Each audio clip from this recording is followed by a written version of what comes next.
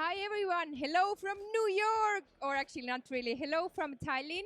We are here in Must, in an Estonian, but in English we would say must to be place where to be.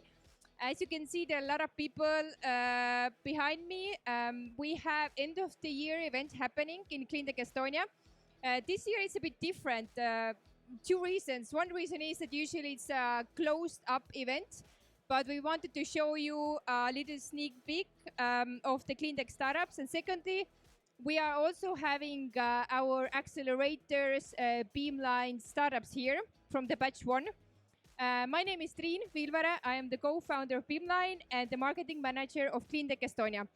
But before going to see the startups, I want to talk with Erki Ani.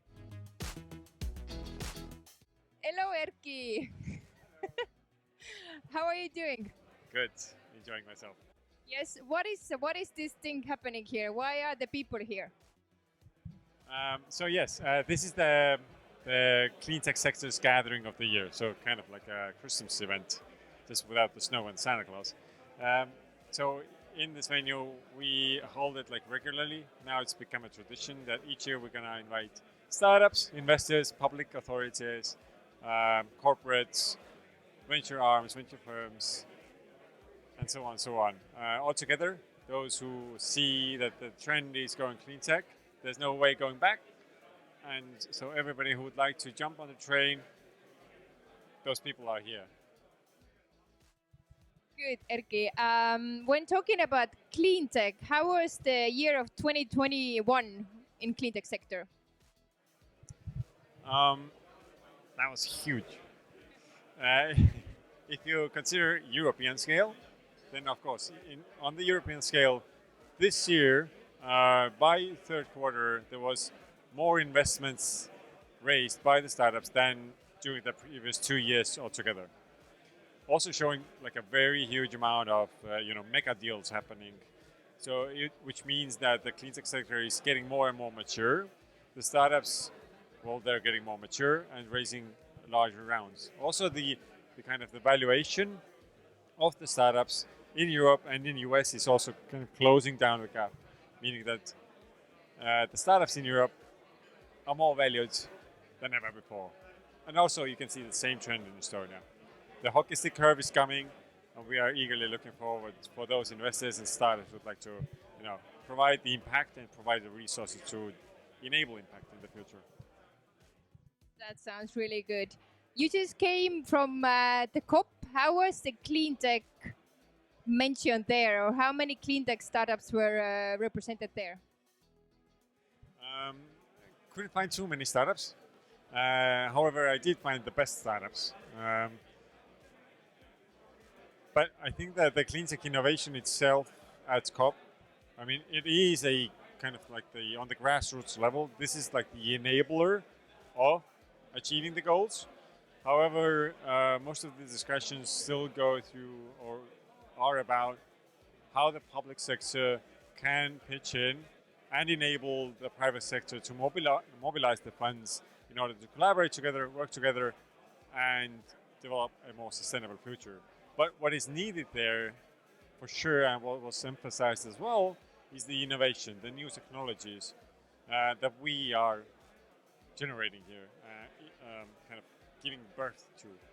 So, yes, that's important, and there's definitely a lot of resources coming either to Estonia and also in Europe. I mean, each week we can see new and new funds of hundreds of millions of euros being published in Europe. Thank you so much, Erki Ani. Erki is the CEO of Cleantech Estonia and the co-founder of Beamline Accelerator. Thank you. Enjoy your evening. We're going to continue now with our tour. We're going to first find a startup who is from the batch one of Beamline Accelerator. There is Anna Maria from The Beast. Hello, hello. Hello. Because you cannot hear otherwise. I'm going to read you a quote. Where is it? I do not think you can name many great inventions that have been made by married men. Whose quote do you think it is? is a bit connected what you do in Beast. Is it a quote from Elon Musk? Nikola Tesla. almost, almost. But who is Beast? How is Beast? So Beast is all, Beast is us all, isn't it? So yeah, Beast is a fully automated Tesla rental service, accessible 24/7. We're now very soon launching our peer-to-peer car sharing service for Tesla owners at the beginning, so you can make your Tesla start earning cash. Yeah, that's a very quick. Sounds super nice, super easy, super nice that you're doing it. What do you think? What are the main trends in the coming years of electric transportation? Okay, well, I think we are going to see a very big shift in the sense that I think our cities are going to look very different, maybe in 5 years, maybe in 10 years. In general, I think not only for electric cars, but in general, I think we're going to have to start thinking more need based. So perhaps we should reintroduce walking to some places. Maybe we don't need to scooter everywhere. Maybe we should kind of rethink our roads. It will be. We're probably gonna see some like maybe induction roads to charge cars while you drive. We're probably gonna see some autonomous shuttles. We're already seeing them. Autonomous driving, anyways. Someone asked me like, what what do I imagine to see in like 100 years in the field? That is my question. so, so, but no, it was someone else who asked me. But I think it is so hard to actually say something because we are moving so fast. Like we're seeing telescopic evolution, so we have to think outside of the box. So I was just like, okay, maybe oxygen-based cars. As much as we need cars, probably a lot of like hyperloops underground. I think that would make sense to kind of like free the space that we have here on surface level. So, but it will be definitely interesting to see how far we can push like new technologies. Yeah, same. Thank you so much, Anna Maria. Good luck in Beast. Hope to see more of them in the streets. And yeah, enjoy your evening. We're gonna continue with the Cleantech tour now. Next, we're gonna have Polina from Heliorec. Let's see where she is. Hello, Nice to have you here. How are you doing? very nice. I'm gonna read you something. You can check as well, but it was exactly 100 years ago when coal miners went on a lengthy strike in Britain. It was the times of privatization of the coal mines. Owners wanted immediately to cut wages. The strike action made the government to declare a state of emergency for the first time. In the end, miners were obligated to accept pay cuts. Working in the energy field, have you given a thought, Polina, how can we save our coal and oil shale miners from the loss of jobs? I think we can transfer people from fossil fuel industry like coal, oil, gas. We can transfer them to renewable energy sector. For example, I work at an oil and gas, and now I'm working with renewables, and I'm sure everyone can do this because it's the same technical knowledge which we can apply from oil and gas sector to renewable sector. Anyway, we need to have more and more renewables to reduce our carbon footprint, and demand of electricity is always increasing, and it's better to switch to renewables as fast as we can. And people can do it with their knowledge from fossil fuel industries. That sounds really good. When talking about Heliorec, you're the CEO of Heliorec. What is Heliorec doing exactly? We are building floating solar power plants. Basically, we place solar panels on water in the most cost and eco-efficient way. We are focusing on nearshore locations.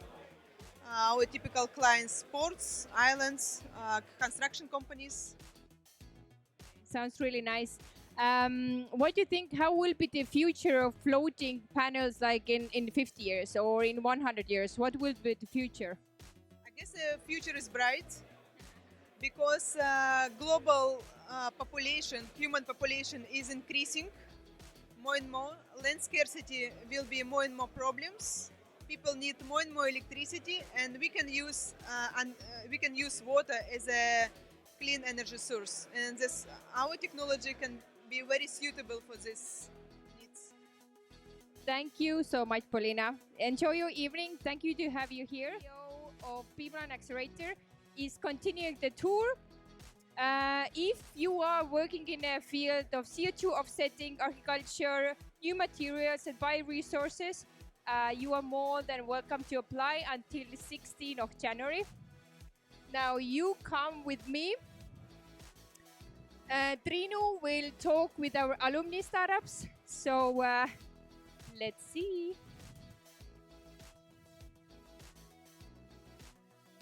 So hello, Triin. What are you doing here?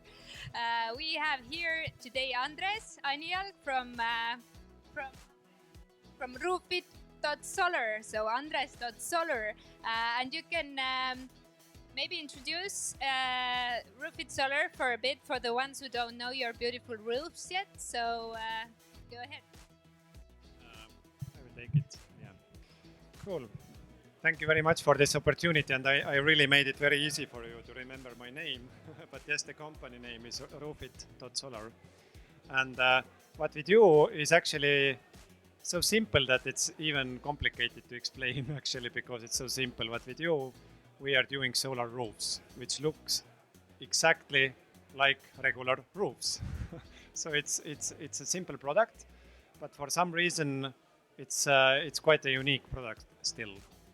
And we started the company actually because of we didn't like how the regular solar panels, which are actually not meant for the roofs, destroy the architecture of the building.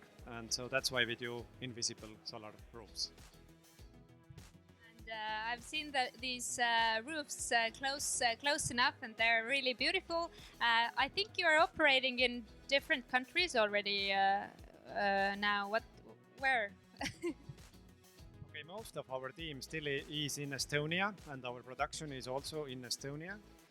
But this year, I think 75 or 80% of our production goes actually abroad, out of Estonia, mostly to Sweden, but also to Norway, to Germany.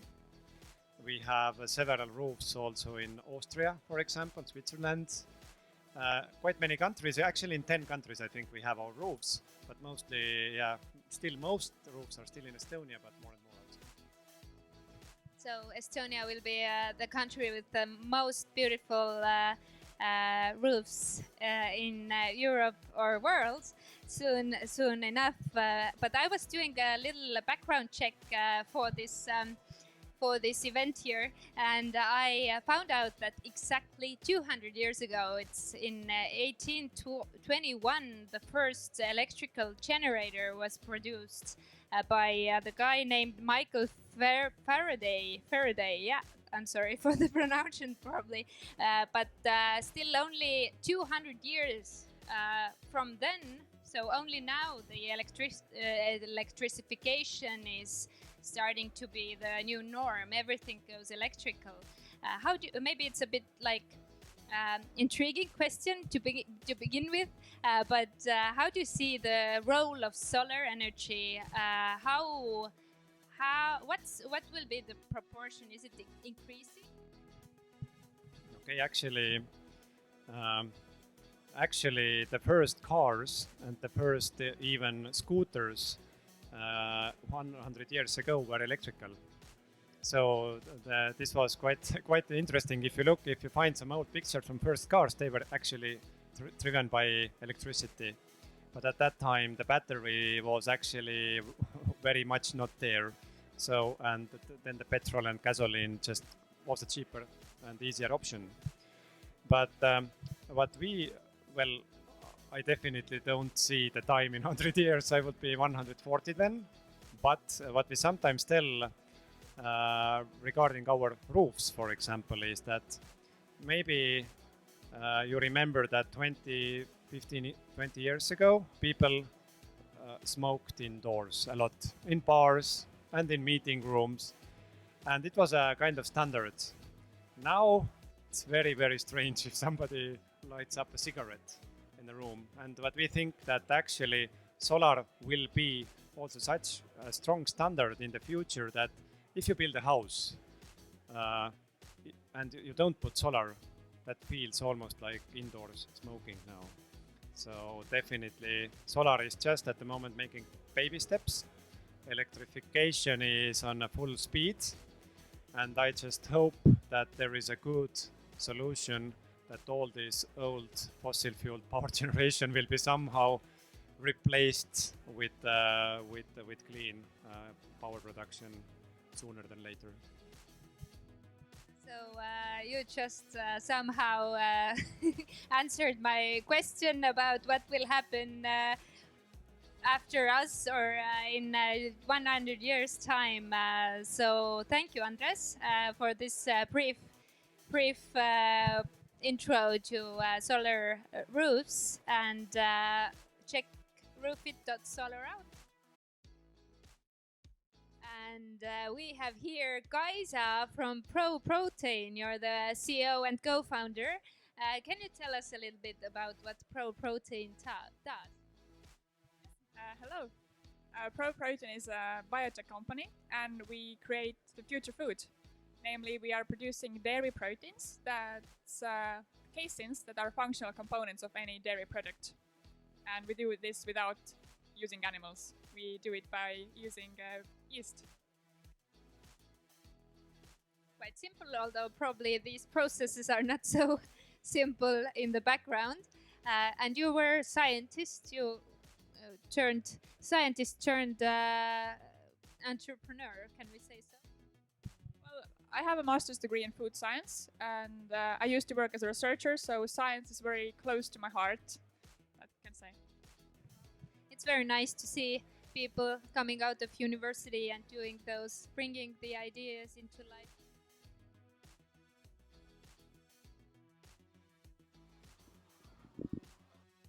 So we are turning from labor cultivated yeast-based milk to labor cultivated meat.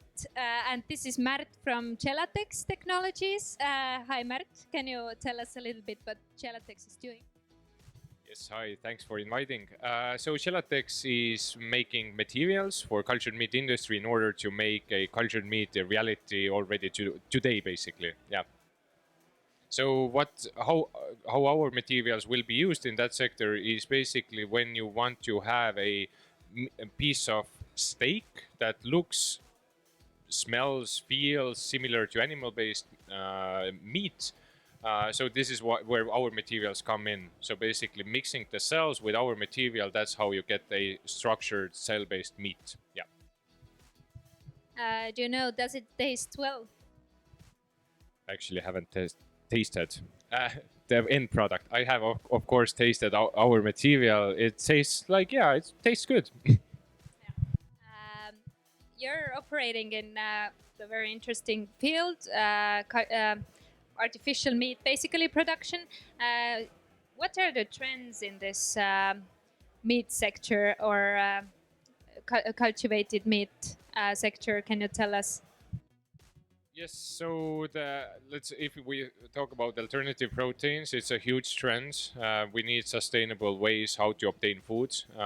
One really good drivers is, of course, the plant-based industry. So basically substituting our animal-based products with plant-based alternatives. But now the world has seen that actually it's like fixing the problem partially, because there are always meat eaters, and we need to come up with alternative to real meat, and this is where cultured meat actually comes in to replace the conventional meat with lab-grown copy, basically, that exactly delivers the same nutrition, taste, quality, but is more healthier, more sustainable, and I don't know, the production uses less water, less land, so more sustainable in that sense. Yeah. But what other material trends I have seen? Also, one of the things that it's general in food tech is 3D printing, 3D printing food, 3D printing meat as well. So I would say this is kind of a trend where what I'm seeing at the moment. Currently, don't see any, let's say, companies that can really do that on an industrial scale. Printing, 3D printing organs, tissues, it works, but only for medical industry because it's not scalable to produce foods at the moment. Yes, but I think Gelatex, as you mentioned, also wasn't only about or wasn't about this cultivated meat earlier. It came about in with different idea. You have pivoted, I think, at least once. Can you tell us the experience, or why did you choose to do it, and how how well has it has it played out for you? Yes, this is really good question. So Gelatex was founded 5 years ago with a completely different goal to develop and produce a leather-like textile made from gelatin nanofibers. And that was just an idea back then. One of the biggest challenge was how to produce nanofibers, these really expensive and high performance materials on a large scale. And this was one of the biggest challenges that we solved in early days of Gelatex. And then there was a lot of R&D that still needed to be done in order to make gelatin, water resistant, more durable. And we were working on that and made really good progress. But at the same time, we understood that putting nanofibers in leather-like textile is like going fishing with a dynamite. It's too overpowered. It's too high performance material in the application, which is so easy, so conventional. So therefore, we really understood that actually the real value in Gelatex relies in nanofiber production itself, and not because nanofibers are used in wound care, in filtration, in tissue engineering. These are the markets where we see where we're focusing at the moment. Cultured meat is, let's say, a spin-off from tissue engineering, so that's why it's really attractive for us and where the pain is the biggest. But ultimately, yeah, now after pivoting 1 year ago, we have found a market where, let's say, the pain is the biggest and where our current technology that we have already developed, meaning the nanofiber production, is really relevant and really needed. So it's really needed. We believe so. And you guys who are watching, don't be scared to pivot. Of course, not like every month, but when it's thought through, then it will only make you stronger. Thank you, Matt.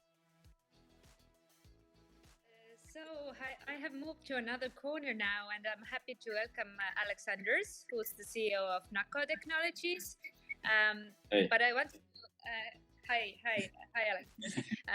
I wanted to start with a little funny story, just to introduce. And this is, I don't know, Alexanders, if you followed the news around the COP conference that happened during the Glasgow, but there the news came out about a week ago, and this is for the more serious among those who will listen to us. It's actually a joke, but it's a nice joke because the news came out that the 73-year-old man from Sydney decided to quit drinking because of the health concerns. But he decided to do that after 29 years from now. So he will be 103 years of age because, he didn't want to rush the decision.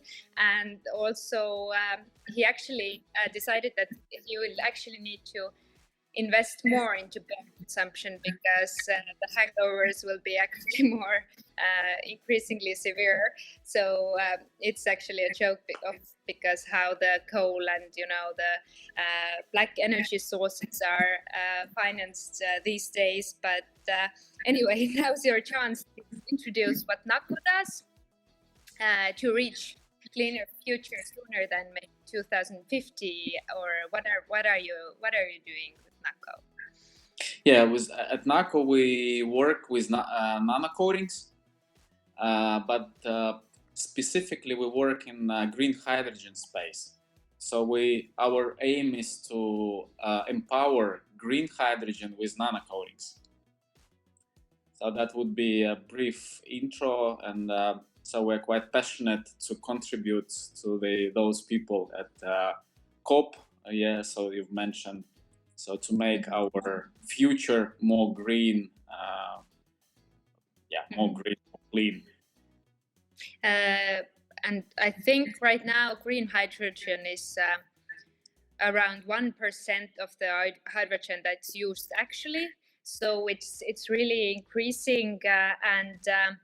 But what you see are some of the trends maybe in green hydrogen production today. Yeah, so the trend is that there are so many companies joining the team of promoting green hydrogen.